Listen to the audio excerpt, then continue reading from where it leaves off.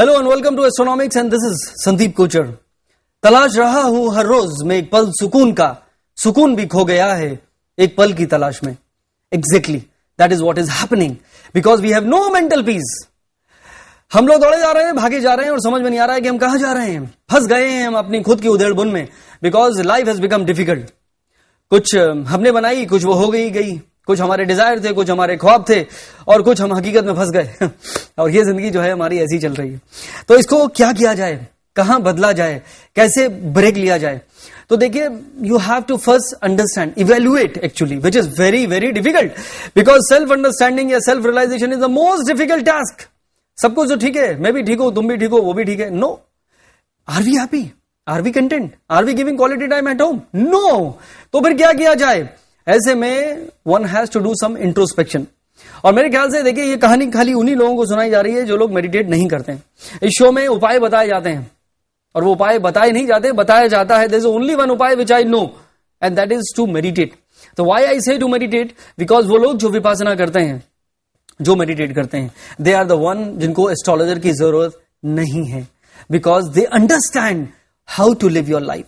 This is the most difficult thing, the art of living. Nobody knows. We are just going somewhere, we are following a trend, or we have desire which are giving us sleepless nights, which are difficult to achieve our dreams because of that. So that is not right. तो ऐसे में दोबारा से सपने देखिए, अपने वो कहते हैं रीबजट कर लीजिए, बजट का मौसम ही चल रहा है।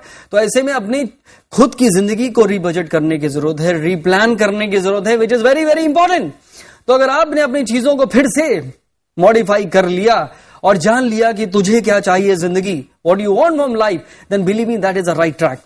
उसके अलावा जो सबसे इंपॉर्टेंट एस्पेक्ट है जिंदगी का, वो है decision making. When either we are poor decision maker, we don't take any decision because चल रहा है, सब कुछ हो ही जाएगा, गॉड हैज बीन काइंड, सब ठीक होगा। दूसरा वो लोग हैं कर लेते हैं, बाद में देखी जाएगी। तो ये दोनों चीजें डाइसी हैं। मेरे ख्याल से you have to take right decision at the right time and that is the key to success.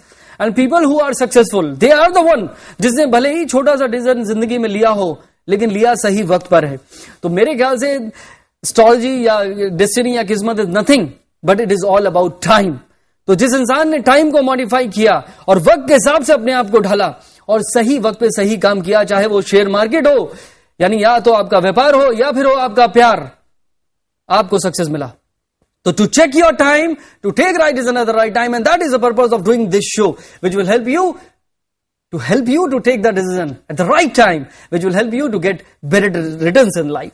तो ये तो बात हुई आपकी जिंदगी की और आपके उस सपनों और हकीकतों से मुकाबले की। अब हम शुरू करते हैं मुकाबला राशिफल का और देखते हैं कि आने वाला जो वीक है वो हर राशि के लिए क्या लेकर आ रहा है।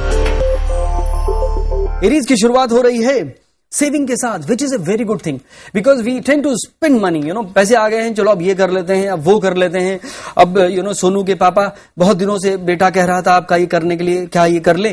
तो ये बहुत अब डिफिकल्ट हो जाता है, लेकिन सेव करना, money is very very important. तो थोड़ा सा इंसान को 10% किसी तरह अपने आप को सेव मोड में लाइए।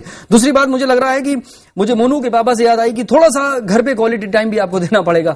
दिस बिकॉज रिलेशनशिप में शनि और राहु का जो ट्रांजिशन चल रहा है, दिस में create some kind of disharmony. So you have to give quality time, rest everything is good. मुझे लग रहा है कि इन्वेस्टमेंट के पॉइंट ऑफ व्यू से आपको पीएसयूज, फार्मा और एमएनसी से फायदा हो सकता है और इवन ऑयल और नेचुरल गैसेज में भी आप कोशिश कर सकते हैं।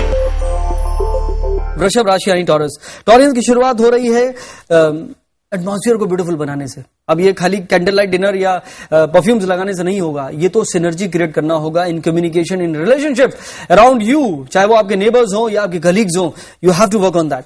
This is a time you could be getting married if you are willing to get married because वक्त उसका भी चल रहा है। दिस इज अ टाइम कि आपके टैलेंट से आपको फायदा होगा। तो क्रिएटिव क्षेत्र से जुड़े लोगों को एक खुशखबरी मिलने की संभावना बनी हुई है। इन्वेस्टमेंट के पॉइंट ऑफ व्यू से मुझे लग रहा है कि आपको पावर से, एग्रीकल्चर से और गोल्ड एंड सिल्वर से फायदा हो सकता है।